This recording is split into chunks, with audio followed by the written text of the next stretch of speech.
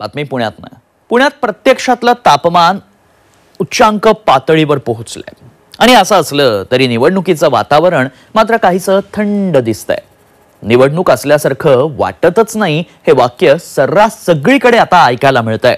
बघूया.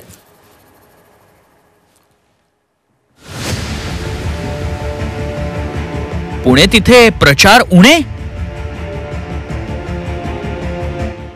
लोकशाहीच्या महाउत्सवात पुणे शांत. मतदानाच्या टक्केवारीवर होणार परिणाम. ना भोंगा फिरवणारी रिक्षा, ना पथनाट्य कलावंतांचा टेम्पो, ना रॅली, ना पदयात्रा, ना बॅनर, ना झेंडे. अपवाद वगळता पुण्यात निवडणूक असल्यासारखं कुठेच वाटत नाही. लोकशाहीचा महाउत्सव साजरा होत असताना पुणे जणू काही शांत शांत आहे. शहराच्या एका दुसऱ्या भागात उमेदवार आणि त्यांच्या कार्यकर्त्यांची लगबग दिसते, मात्र संपूर्ण शहरात म्हणावं तसं वातावरण अजून तयार झालेलं नाही.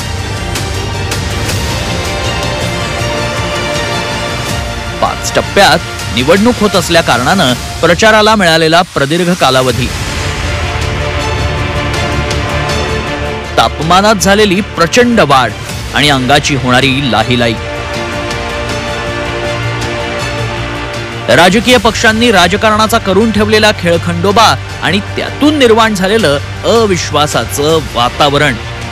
निवडणुकीच्या मुद्द्यांबाबत मतदारांमध्ये असलेला कमालीचा संभ्रम आणि संशय, या आणि अशा कारणांमुळे निवडणुकीबाबत एकूणच निरुत्साहाचं वातावरण दिसतंय.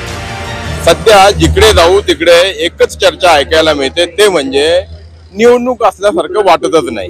निवडणुकीचा बिल्कुल पण माहौल नहीं है बिल्कुल पण. शायद गर्मी भी बहुत है. निवडणूक आहे असं वाटतं का पुण्यामध्ये? नाही. गावामध्ये जेवढ्या तेजीने उत्साहाने दिसतं त्या कंपॅरिझन मध्ये कमी असेल, पण वातावरण नक्की आहे. उमेदवारी अर्ज दाखल करताना राजकीय पक्षांकडून मोठे शक्ती प्रदर्शन करण्यात आलं. पंतप्रधान नरेंद्र मोदी, मुख्यमंत्री आणि उपमुख्यमंत्र्यांच्या सभा पार पडल्या. नाही म्हणायला पुण्यात झालेल्या पंतप्रधानांच्या सभेला मोठी गर्दी जमली. येत्या 3 तारखेला राहुल गांधींची देखील सभा होतीये. तरीही सर्वसामान्य पुणेकर स्वतःला निवडणुकीपासून काहीसा दूर ठेवू नये.